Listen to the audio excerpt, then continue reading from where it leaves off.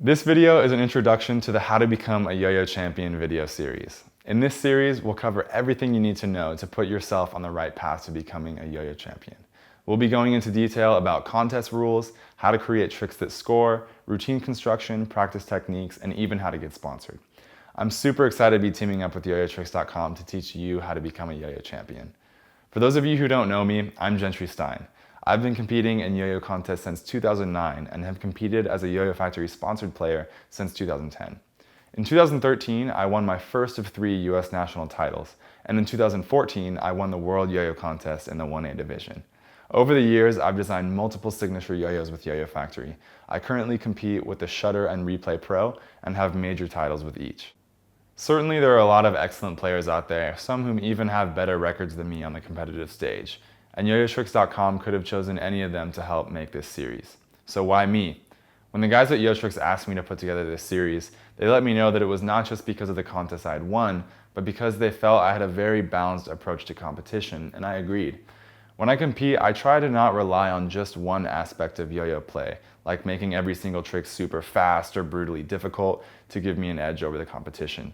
While both speed and difficulty of tricks play a significant part in my routines, I also do what I can to score as high as possible in every category that's judged at a yo-yo contest. This not only helps my tricks stand out whenever I compete, but it also brings more focus to the performance aspects of my routines, something a lot of players have a tendency to ignore when building their freestyles.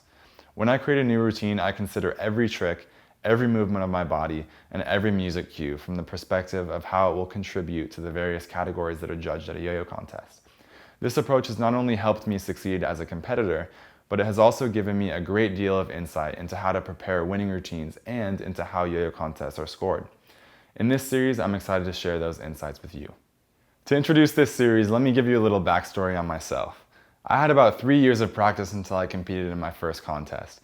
During those first 3 years, I was lucky enough to be mentored by some of the most established yo-yo players in the world, including Thad Winzens and Hironori Mi, 2 of the founders of the current yo-yo judging system and organizers of some of the largest contests in the world, along with the 2004 US national champion Augie Fash.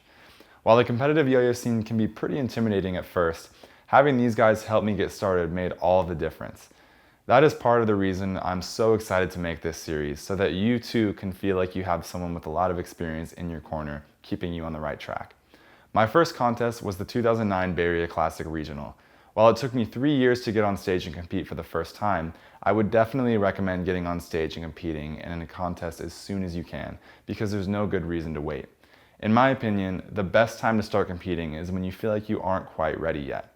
The experience of getting on stage for the first time and performing at a legitimate contest, even before you feel like you're ready, is useful because there's no other way to practice getting over stage nerves.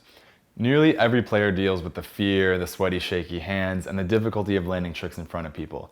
The only way to overcome this is to practice by doing it. And if you wait to get started competing, you're missing a golden opportunity to learn to perform under pressure.